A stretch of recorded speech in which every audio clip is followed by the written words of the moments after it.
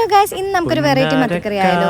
ഇതിനു വേണ്ടി ഞാൻ ഇവിടെ എടുത്തേക്കണം ഒരു സവാള കുഞ്ഞായി അരിഞ്ഞത്, 4 പച്ചമുളക്, ഒരു തക്കാളി, 2 കഷ്ണം വെളുത്തുള്ളി, ഒരു കഷ്ണം ഇഞ്ചി ചെറുതായിട്ട് അരിഞ്ഞത്, ഒരു തണ്ട് വേപ്പില.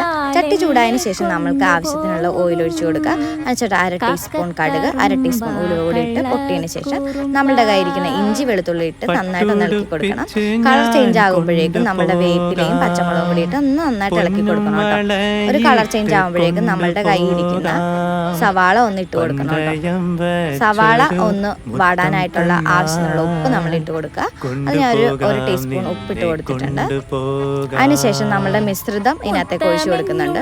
ഇത് തിളച്ച വെള്ളത്തിൽ മുളക് പൊടി, മല്ലിപ്പൊടി, മഞ്ഞൾപ്പൊടി കൂടി ഇട്ട ഒരു മിശ്രിതമാണ് കേട്ടോ. ഞാൻ തക്കാളി കൂടി ആഡ് ചെയ്ത് കൊടുത്തിട്ടുണ്ടായിരുന്നു. നിങ്ങൾക്ക് വേണമെങ്കിൽ ആഡ് ചെയ്താൽ മാത്രം മതി.